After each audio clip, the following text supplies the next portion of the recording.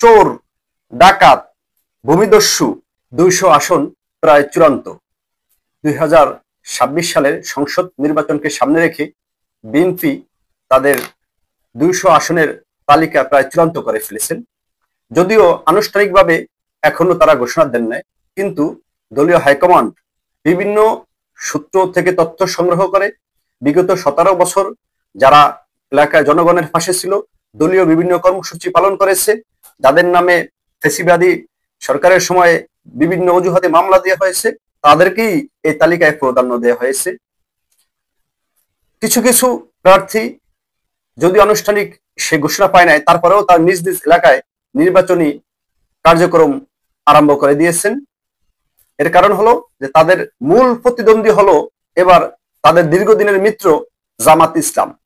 জামাত ইসলাম অনেক আগ থেকেই নির্বাচনের প্রচারণা শুরু করে দিয়েছে, যার কারণে এলাকার সম্ভাব্য যিনি প্রার্থী বিএনপির, তারাও অনেক জায়গায় তাদের নির্বাচনী প্রচারণা করতেছেন। এখন জনগণের যেটা চাওয়া এবং পাওয়া, সবাই যে মাঠে আসে সেই বলে জনগণের জন্য রাজনীতি করে, কিন্তু জনগণের ভাবনা এবার ভিন্ন।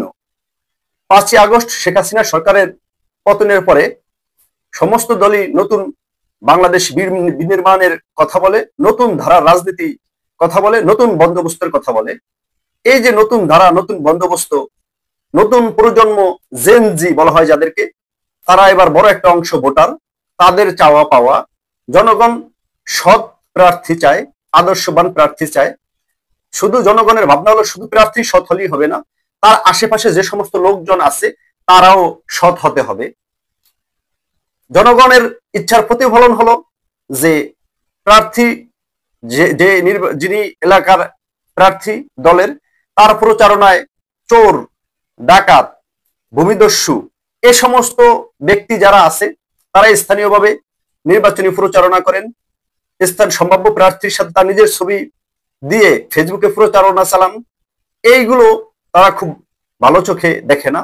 তারা চায় যে যেহেতু নতুন বাংলাদেশ নির্মাণের কথা রাজনৈতিক দলগুলো বলে, তাহলে এই যে যারা এলাকার চিহ্নিত চোর, ডাকাত, ভূমিদস্যু, তারা নির্বাচনে ওই প্রার্থীর পক্ষে হয়ে নির্বাচনী প্রচারণা চালাইতেছে, ভোট চাইতেছে এবং ফেসবুকে তারা ছবির পরে ছবি পোস্ট করতেছে।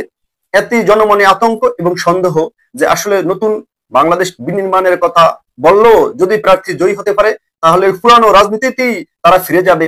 এ সমস্ত প্রার্থীর পক্ষে যারা যে সমস্ত চোর, ডাকাত, ভূমিদস্যুরা প্রচারণা চালায়, তারা আগের মতো এলাকার জনগণকে ওইভাবে ডিস্টার্ব করবে, এলাকায় চুরি, ডাকাতি, সন্ত্রাসী কার্যক্রম লিপ্ত হবে। এজন্য জনমনে ক্ষোভ